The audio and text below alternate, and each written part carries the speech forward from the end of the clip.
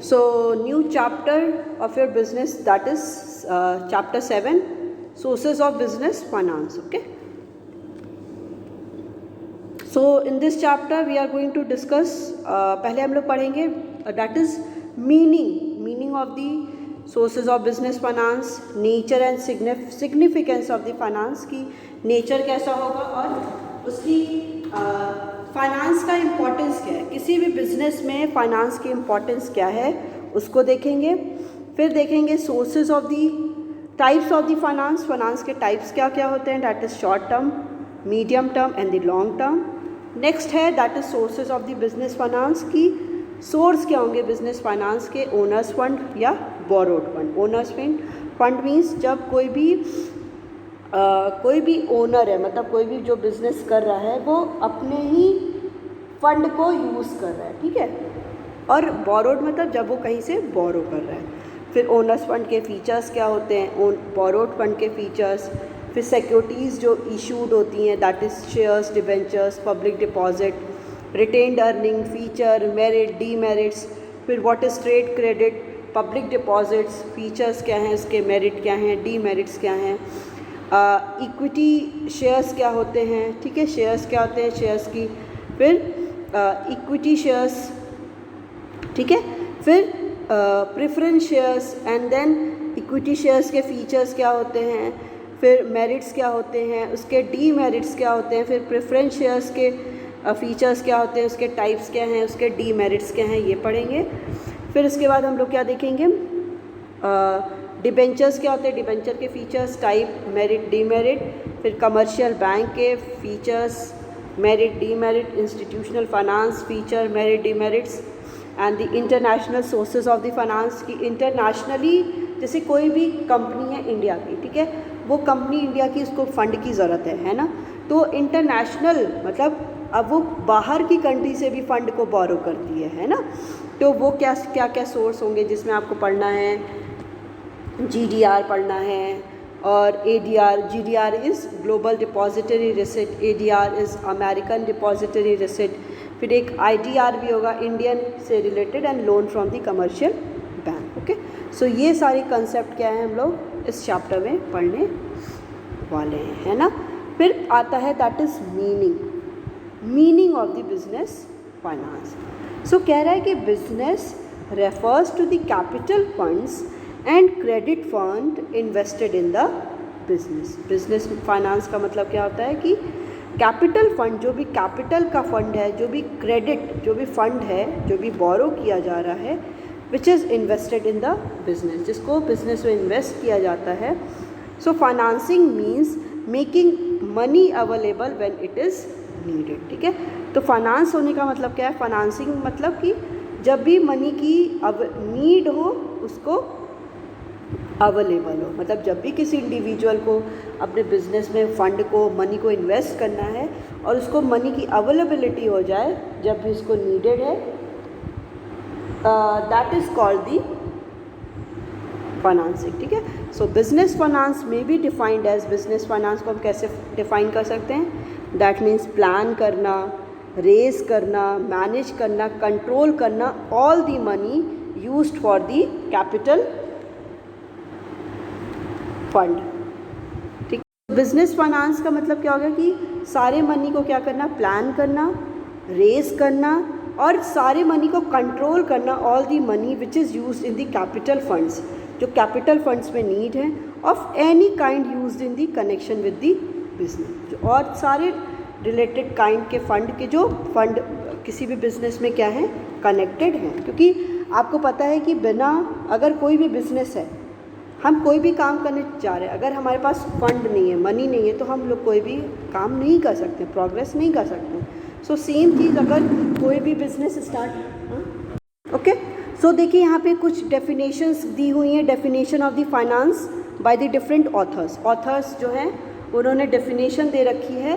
पहला डेफिनेशन है that is finance is that business activity, finance क्या है, वो बिजनेस एक्टिविटी है which is concerned with the acquisition and the conservation of the capital fund, जो किससे रिलेटेड है कि फंड को, कैपिटल फंड को एक्वायर करना, उसको कंजर्व करना, उसको रखना, in meeting the financial needs, जो भी फंड की जो भी बिजनेस की फाइनेंशियल नीड है and overall objective of the business enterprises, और जो ओवरऑल ऑब्जेक्टिव है बिजनेस इंटरप्राइजेस का उससे रिलेटेड होता है। तो फाइनेंस क्या हो गया? It is simply means conserve करना, फंड को रखना और इसको एक्वायर करना, कब? जब भी फाइनेंशियल नीड होगी किसी भी बिजनेस की। और हम लोग जब भी कोई भी इंडिविजुअल कोई भी बिजनेस कर रहा है तो वो किसी ऑब्जेक्टिव के साथ कर रहा होगा, है ना। बिना ऑब्जेक्टिव के साथ तो कोई भी बिजनेस करेगा नहीं। उस ऑब्जेक्टिव को फुलफिल करने के लिए जब भी इसको फंड की ज़रूरत होगी तो वो उस फंड को क्या करना? एक्वायर करना, उसको कंजर्व करना for their financial needs, that is called the finance. फिर नेक्स्ट देखिए क्या रहा है कि business finance involve a set of administrative functions in an organization which relate with the arrangement of the cash, जिसमें क्या मतलब है कि कैश का अरेंजमेंट करना एंड द क्रेडिट का, so that organization may have the means to carry out its objective as satisfactory as possible.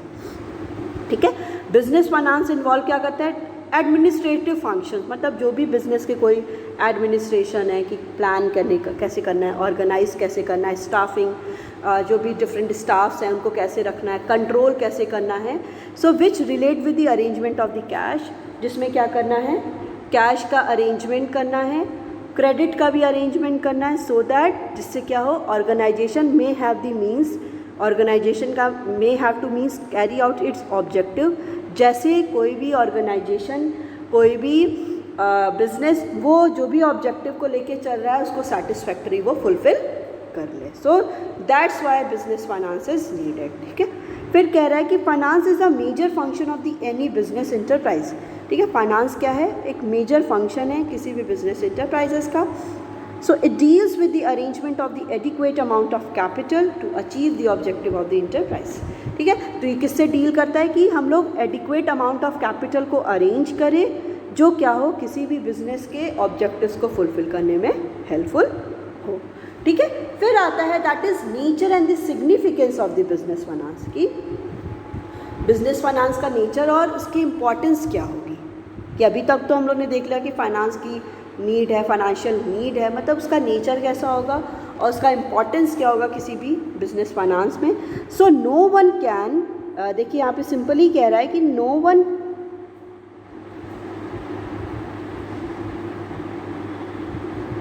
One can start a business और run an enterprises without adequate funds. ठीक है, कोई भी अपने business को start नहीं कर सकता है, इंटरप्राइज को रन नहीं कर सकता है जब तक उसके पास प्रॉपर एडिक्वेट अमाउंट में फंड नहीं होगा। सो एवरी बिजनेस एक require some money to start which is called the initial capital. ठीक है, हर एक कंपनी को, हर एक बिजनेस को फंड की ज़रूरत है टू स्टार्ट द बिजनेस को स्टार्ट करने के लिए, जिसको बोलते हैं इनिशियल कैपिटल। ठीक है, so the amount of capital required depends upon the nature and the size of the business. की कितना फंड चाहिए होगा किसी भी बिजनेस को, वो किस पे डिपेंड करेगा कि बिजनेस की साइज़ क्या है, उसका नेचर कैसा है, उसी पे वो डिपेंड करेगा। ठीक है, so business enterprise required capital and finance for the following purpose, इस पर्पस के लिए चाहिए। So while starting a business, start करने के time finance is required to procure fixed asset and also for the meeting day to day expenses. ठीक है, तो finance की ज़रूरत क्यों होगी कि finance is required to procure fixed assets, मतलब फिक्स्ड असेट्स की अवेलेबिलिटी के लिए, and also for the meeting day to day expense, जो डेली के एक्सपेंस होंगे बिजनेस के उसके लिए ज़रूरत है। To meet the working capital requirement when production process is lengthy, जो भी वर्किंग कैपिटल रिक्वायरमेंट है, वर्किंग कैपिटल मीन्स जो डे टू डे एक्सपेंसेस हैं उनकी रिक्वायरमेंट के लिए, जब क्या है आपका जो प्रोडक्शन प्रोसेस, जो प्रोसेस है प्रोडक्शन का वो बहुत लेंदी है। To finance the growth and expansion project of the company we need fix capital. ठीक है, कोई भी प्रोजेक्ट, कोई भी कंपनी कुछ भी प्रोजेक्ट लेके चल रही है जिसको उसको फुलफ़िल करना है, उसके ग्रोथ और एक्सपेंशन के लिए भी उसको क्या है, फंड की ज़रूरत है। ओके, फिर कह रहा है कि adequate finance provide the following benefits of the business. ठीक है, अगर प्रॉपर अमाउंट में बिजनेस के पास क्या होगा, फंड होगा, फाइनेंस होगा, तो वो एडिक्वेट फॉलोइंग बेनिफिट होगी बिजनेस के लिए। So first one is the firm can meets it's liabilities on the time. Fund क्या है, सॉरी फर्म क्या है, वो जो भी जो भी उसकी लायबिलिटीज़ है, ठीक है, जिसके लिए वो पेमेंट उसको करना है, वो अगर उसके पास फंड होगा तो सारे लायबिलिटीज़ को भी पे कर देगा। The firm can carry on it's business smoothly, फिर फर्म क्या है अपने बिजनेस को स्मूथली रन कर पाएगा जब उसके पास प्रॉपर अमाउंट में फंड होगा। The firm can adopt the latest technology and new innovation methods of the production, फिर फर्म क्या है लेटेस्ट टेक्नोलॉजी को भी अडॉप्ट कर लेगा और न्यू इनोवेशन मेथड को प्रोडक्शन को भी यूज़ कर लेगा। जब तक उसके पास फंड नहीं हुआ तो वो न्यू टेक्नोलॉजी को भी हायर नहीं कर सकता है, as well as new methods को भी वो नहीं ले सकता है, ठीक है। So the firm can make use its business opportunities, the firm can make वो बिजनेस की जो भी डिफरेंट अपॉर्चुनिटीज़ है उसको भी वो क्या कर सकता है, यूज़ कर सकता है। The firm can face competition more strongly, जब किसी भी कंपनी और बिजनेस के पास क्या होगा, ज़्यादा फंड होगा तो क्या कर सकता है कि कंपटीशन को भी ज़्यादा स्मूथली फेस कर सकता है, क्योंकि जब उसके पास प्रॉपर फंड होगा तभी वो अब इनोवेशन कर सकता है, कुछ न्यू आइडियाज़ को लेकर आ सकता है, एज वेल एज कुछ वो चेंजेस कर सकता है। जब तक उसके पास फंड नहीं हुआ तो वो कोई भी एक्टिविटीज़ को नहीं कर पाएगा, इवन वो एडवर्टीजमेंट में भी ज़्यादा से ज़्यादा कॉस्ट को बेयर नहीं कर पाएगा, जब इन्वेस्टमेंट में नहीं कर पाएगा तो वो कॉम्पिटिशन नहीं हो पाएगा, ठीक है। So the firm can replace it's asset और मशीनरी वेन एवर नेसेसरी, अब कोई भी कंपनी और बिजनेस को लग रहा है कि उसका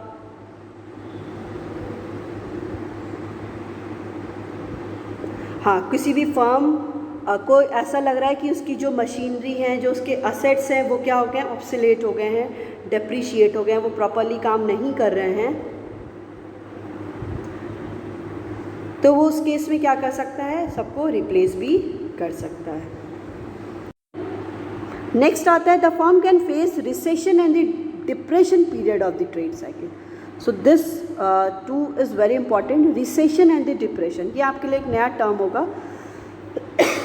देखिए कोई भी बिजनेस है, बिजनेस में कभी भी एक फिक्स टाइम पीरियड नहीं होता, मतलब कि हमेशा बिजनेस एक जैसा हो वो कभी नहीं होता, मतलब कभी कभी बिजनेस को में जो भी प्राइस है कमोडिटी की it will rise, sometime the price of the commodity will fall. जैसे आपको पता होगा कि अभी आप लोग देख रहे होंगे पेट्रोल का प्राइस कंटिन्यूसली क्या हो रहा है, इंक्रीज़ कर रहा है ना। जो फिल कराया होगा वो उसको पता होगा पेट्रोल का प्राइस कंटिन्यूसली बहुत तेज़ इंक्रीज़ कर रहा है। तो ये क्या होता है कि जब कभी भी जनरल प्राइस लेवल जो है वो बहुत ज़्यादा इंक्रीज़ करता जाता है, उस केस को हम लोग बोलते हैं दैट इज़ इन्फ्लेशन। उसके कॉन्ट्रेरी एक टर्म आता है, जब price of the commodity continues to fall, वो फॉल करती रहती है, उस केस को हम लोग बोलते हैं रिसेशन। और जब एकदम एक्सट्रीम हो जाता है situation, that turn and the convert into the depression, ठीक है। तो उस केस में रिसेशन और डिप्रेशन के केस में कि जब फॉल हो गया है, लोगों की डिमांड क्या हो गई है, वो कम हो गई है, सप्लाई बहुत ज़्यादा हो गई, demand of the commodity falls. Demand commodity की फॉल्स क्यों कर रही है, because people don't have enough amount of money to spend on their consumption, ठीक है। लोगों के पास इतना पैसा नहीं है कि वो अपने कंजप्शन पे स्पेंड कर सके, राइट। सो इस केस में क्या है कि रिसेशन होगा या डिप्रेशन होगा जब कंपनीज और बिजनेस क्या है, they face basically the losses. इस केस में अगर कंपनीज के पास फंड होंगे तो अपने बिजनेस को वो कंटिन्यूएशन में कर सकती है, तो इसलिए भी क्या है कि फंड की ज़रूरत होती है। नेक्स्ट आता है the topic that is sources of the finance on the basis of ownership, ठीक है। बिजनेस का जो सोर्स है फाइनेंस का, किस बेसिस पे, ओनरशिप के बेसिस पे हम लोग डिस्कस करते हैं। So for every business enterprises there are two source of the business finance, ठीक है। कोई भी बिजनेस इंटरप्राइज के लिए उनके पास टू बेसिक सोर्स होता है, that is called the owners fund, जिसको हम लोग ओनर्स फंड कहते हैं, and the second one is that is borrowed fund, ठीक है। अब इन्हीं दोनों को हमें क्या करना है, वन बाय वन डिस्कस करना है, ठीक है। So let's deal with the owners fund. Okay, so owner's fund refers to the funds contributed by the owner as well as the accumulated profit of the company. अब यहाँ पे दो term use हो रहा है, that is owner and the accumulated profit। देखिए owner क्या होते हैं? ओनर ऑफ द बिजनेस, मतलब कि जिसका बिजनेस है, ही और she will be the owner. अब यहाँ पे एक टर्म यूज हो रहा है, that is accumulated profit of the company. Accumulated profit means which is retain, जो रह गया हो। तो इसमें कह रहा है कि owners fund refers to the fund, owners fund किससे रिलेटेड होता है? Refers to the funds which is contributed by the owners, जो ओनर्स के थ्रू कंट्रीब्यूटेड होता है, as well as accumulated profit of the company. ठीक है, जो किसी भी कंपनी का प्रॉफिट एक्यूमुलेट रह गया हो। अब accumulated profit of the company का मतलब क्या होता है? जैसे कोई भी कंपनी है, फॉर एग्जांपल ABC लिमिटेड है, प्राइवेट लिमिटेड है, वो क्या करती है? उसने पूरे ईयर प्रोडक्शन किया, उसको प्रॉफिट मिला। जब उसको प्रॉफिट मिलेगा तो वो क्या करेगी? उसको डिस्ट्रीब्यूट करेगी, है ना, शेयर होल्डर्स को देगी, या जहाँ से भी उसने लोन लिया है उसको पे करेगी, सैलरीज पे करेगी, सारे एक्सपेंडिचर को पे करेगी, इलेक्ट्रिसिटी का हो गया, जो भी सारा एक्सपेंडिचर आ रहा है उसको पे करेगी, एडवर्टीजमेंट का। ये सब करने के बाद जो प्रॉफिट उसके पास बच जाता है, फॉर एग्जांपल उसको 10 लाख का प्रॉफिट हुआ, किसी भी बिजनेस को 10 लाख का उसको प्रॉफिट हो रहा है, तो वो सारे एक्सपेंडिचर को देखती है, सारे जो भी मैंने एग्जांपल दिया वो सारे एक्सपेंडिचर को देखते हैं, उसका टोटल एक्सपेंडिचर 8 लाख हुआ, तो अर्न उसने किया था 10 लाख और बच कितना गया? 2 lakh. So this 2 lakh is the accumulated profit of the any company. अब कंपनी क्या करेगी? अब इस 2 लाख को अपने पास रखी रहेगी।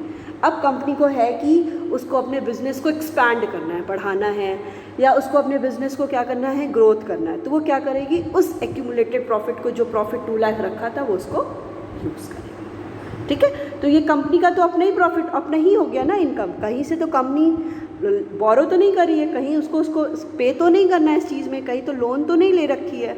तो ओनर्स फंड रेफर्स क्या करता है? Fund contributed by the owners, जो भी ओनर है वो अपना खुद का फंड को कंट्रीब्यूट कर रहे हैं, as well as accumulated profit of the company, जो कंपनी का एक्यूमुलेटेड प्रॉफिट है, जो रिटेन प्रॉफिट है, जो रखा हुआ प्रॉफिट है वो उसको यूज़ करते हैं। So this fund remains with the company, ये फंड क्या है? कंपनी के साथ रहता है, and it has no liability to return this fund, और यहाँ पे कोई भी लायबिलिटी नहीं है कि फंड को वापस पे करना है। ठीक है, तो इसमें देखिए 2 है, दैट इज इक्विटी शेयर्स, और बहुत सारे हैं, अभी हम लोग 1 बाय 1 डिस्कस करेंगे। Equity shares and the retained earning, right. अब आता है next, that is main features of the owners fund. Owners fund के मेन फीचर क्या होते हैं? सो सबसे पहला कह रहा है it is the source of the permanent capital. ठीक है, ये किसका सोर्स है? ये परमानेंट कैपिटल का सोर्स है। ठीक है, तो ये कंपनी क्या है? कहीं से बिजनेस को कहीं से बोरो तो नहीं करना पड़ा है, वो अपने फंड को यूज़ कर रही है, तो ये क्या है कि परमानेंट कैपिटल हो गया। So the owners fund remains permanently invested in the business. जो ओनर्स फंड होता है वो रिमेन रहता है परमानेंटली, किसी भी इंडिविजुअल के पास रहता है, which is invested in the business, business में इन्वेस्ट होता है। So it is not refundable like loan and the borrowed fund. इस फंड को किसी भी बिजनेस को रिफंड नहीं करना है, मतलब उनको इस फंड को पे नहीं करना है, क्योंकि कोई भी बिजनेस अपना ही पैसा को यूज़ कर रही है, तो उसको किसी को पे भी नहीं करना है। So a large part of the owners fund is use for the acquiring the fixed asset. अब जो भी लार्ज पार्ट है ओनर्स फंड का, वो बेसिकली क्यों यूज़ हो रहा है? फिक्स्ड असेट्स को एक्वायर करने के लिए। ठीक है, so this type of finance is available for all the purpose through out the life of the business. ठीक है, इस टाइप के जो बिजनेस होते हैं, इस टाइप के जो फाइनेंस होते हैं वो कब रिक्वायर्ड होते हैं? फॉर ऑल द पर्पस, हर एक पर्पस के लिए रिक्वायर्ड होते हैं पूरे बिजनेस की लाइफ स्पैन में। ठीक है, फिर आता है that is provision of the risk capital. So provision of the risk capital means the owner's fund is also known as the owner's fund is also known as the risk capital of the business. ठीक है, जो owners fund होता है वो क्या होता है? also known as the risk capital of the business, business के risk capital की तरह यूज़ होता है। as the return on this capital depends upon the rate of earning of the company, because जो भी इस पर रिटर्न करना है वो किस पे डिपेंड करता है? Rate of earning of the company, company की rate of earning, company earn कितना कर रही है। So in case the company is incurring the losses, अगर कंपनी क्या कर रही है? लॉस को इनकर कर रही है, then it is not compulsory to pay any return on the owners fund. तब उस केस में कंपनी को कोई भी रिटर्न पे करने की ज़रूरत नहीं है, इफ़ लॉस कंटिन्यूज, अगर लॉस कंटिन्यू रहता है, owner may be unable to recover even their original investment, ठीक है। तो अगर लॉस कंटिन्यू रहता है तो ओनर क्या है, वो भी अनेबल हो जाता है, जितना उसने ओरिजिनल में इन्वेस्टमेंट किया था वो उतना भी वो उसको पे नहीं कर पाता है। So in times of the prosperity high level of return is given on the owners fund. Prosperity means जब सिचुएशन किसी भी बिजनेसमैन के इज इन द फेवर, तो क्या होता है, level of return is given on the owners fund. तो जो हाई लेवल ऑफ रिटर्न उनको ओनर्स फंड पे मिलता है। So the return on the owners fund varies with the profit earning of the company, ठीक है। जो रिटर्न मिल रहा है ओनर्स फंड पे वो वेरी किस पे करता है, profit earning of the company, that is why it is called the risky capital, ठीक है। अगर कंपनी का प्रॉफिट ज़्यादा होगा तो उनको अर्निंग रिटर्न भी ज़्यादा मिलेगा, अगर प्रॉफिट कम होगा तो रिटर्न भी कम मिलेगा। तो इसीलिए इसको एक और टर्म से बोलते हैं, डैट इज़ रिस्की कैपिटल, ठीक है। इसको और क्या बोलते हैं, that is risky capital. Next है that is no security required. देखिए कोई भी ओनर्स फंड मतलब बिजनेसमैन अपना ही फंड को लगा रहा है, तो उसके लिए इसको कोई भी सिक्योरिटी की ज़रूरत नहीं है। सिक्योरिटी तो उस केस में दिया जाता है जब हम लोग किसी और से ले रहे हैं, जब हम अपना ही फंड लगा रहे हैं तो there is no requirement of the security. So no security has to be offered against the ownership capital, ठीक है। कोई भी सिक्योरिटी की नीड नहीं है। फिर आ रहा है source of the owners fund. Sources of the owners fund means the owners fund comprises of the share capital, retained earning और द एक्यूमुलेटेड प्रॉफिट, ठीक है। जो ओनर्स का फंड है वो कंप्राइज किससे हो रहा है, मतलब उसमें क्या क्या इंक्लूडेड है, दैट इज़ कैपिटल है, जो शेयर का कैपिटल है जो फंड इन्वेस्ट कर रहा है, कंपनी इन्वेस्ट कर रही है, रिटेन्ड अर्निंग वही सेम चीज़, दैट इज़ एक्यूमुलेटेड प्रॉफिट, ठीक है, ओके। फिर आता है दैट इज़ बोरोड फंड। ये बोरोड फंड क्या है,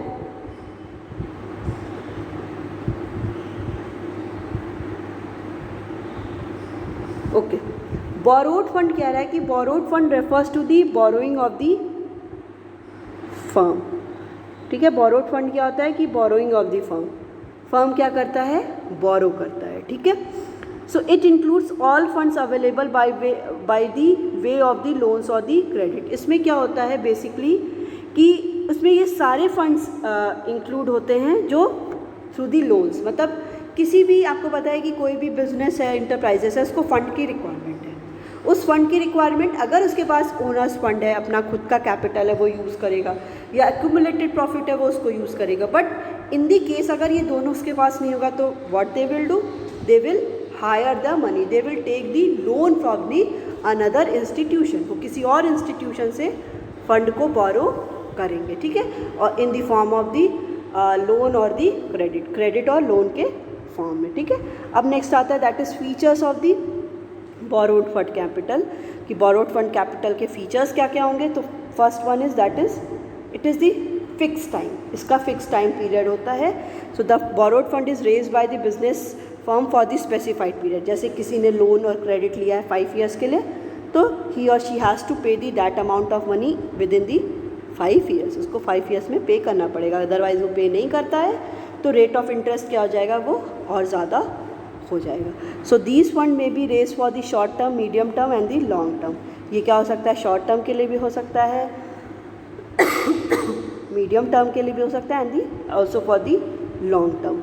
नेक्स्ट आता है that is security. So generally firm can be borrowed fund against the security of the asset. जैसे मैंने बोला था कि ओनर्स फंड में कोई भी सिक्योरिटी की रिक्वायरमेंट नहीं होती है ना, but in the case of the in the case of the borrowed fund, इसमें क्या है कि किसी से भी लोन ले रहे हैं, अगर फॉर एग्जांपल किसी इंडिविजुअल ने किसी से 20 लाख लोन ले लिया, बट उसके अगेंस्ट उसने कुछ भी सिक्योरिटी नहीं दी है, मतलब कुछ भी घर का, लैंड का, या कोई भी पेपर नहीं दिया है कि हाउस का नहीं दिखाया है, तो कल अगर उसने 20 लाख पे नहीं किया तो इन रिटर्न वो लोग फंड कहाँ से लेकर आएंगे, इसलिए उसके अगेंस्ट हमेशा सिक्योरिटी दी जाती है, ठीक है।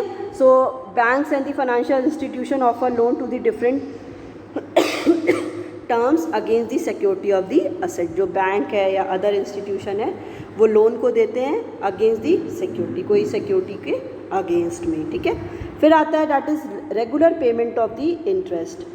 So it is a legal compulsion on the business, ये बिजनेस का लीगल कंपल्शन है दैट फर्म हैज़ टू पे a regular amount of interest on the borrowed fund, कि जो भी फंड को बोरो किया है उस पर रेट ऑफ इंटरेस्ट जो भी रेगुलरली पे करना है वो उसको देना ही देना है.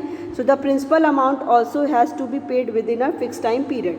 तो जो भी प्रिंसिपल अमाउंट है, जो अमाउंट है 5 लाख 10 लाख है जितना भी लिया है, उसको भी एक टाइम पीरियड के अंदर उसको देना होता है. So the payment of interest as well as the principal amount is legal liability of the company irrespective of its earning. ठीक है, जो भी कंपनी का क्या है प्रिंसिपल अमाउंट है या इंटरेस्ट पे करना है, ये किसी भी कंपनी की एक लीगल लायबिलिटी है कि उनको ये पे करना ही करना है. कोई ये इंडिविजुअल ये नहीं कह सकता है कि वो इसको अमाउंट को पे नहीं करेगा. ठीक है, नेक्स्ट आता है that is control. So the borrowed fund security holder do not get the right to control and manage the activities of the business firm. ठीक है, जो बोरोड फंड जिसने फंड को बोरो किया है उसके जो होल्डर्स होते हैं उनके पास कोई भी कंपनी को कंट्रोल करने का कोई भी राइट नहीं होता. ना वो कंपनी को कंट्रोल करते हैं, ना ही वो उसको मैनेज करते हैं. They have the right to sue the firm in the case there is default in the payment of the interest or the payment of the loan amount. ठीक है, उनके पास ये राइट है कि वो फाइल केस कर सकते हैं. मतलब sue मीन्स कि केस को फाइल करना इन दी अगेंस्ट ऑफ द फर्म, कि अगर वो लोग क्या है कि अमाउंट पे नहीं कर रहे हैं उस केस में वो क्या कर सकते हैं कि अगर वो अमाउंट को नहीं दे रहे हैं, इंटरेस्ट को नहीं दे रहे हैं, तो उनके केस अगेंस्ट फाइल को केस कर सकते हैं. ठीक है, फिर आता है that is sources of the sources of the source of the borrowed fund. So some sources of the borrowed fund are the debentures. ठीक है, क्या क्या ऐसे sources है जहाँ से मिलेगा, तो वो है debentures है, कमर्शियल बैंक से लोन लेना हो गया, loan from the financial institution, जो फाइनेंशियल इंस्टीट्यूशन है वहाँ से, पब्लिक डिपॉजिट्स है वहाँ से, इंटर कॉर्पोरेट डिपॉजिट है, ट्रेड क्रेडिट है एक्सेट्रा, वहाँ से लोन को बोरो किया जा सकता है.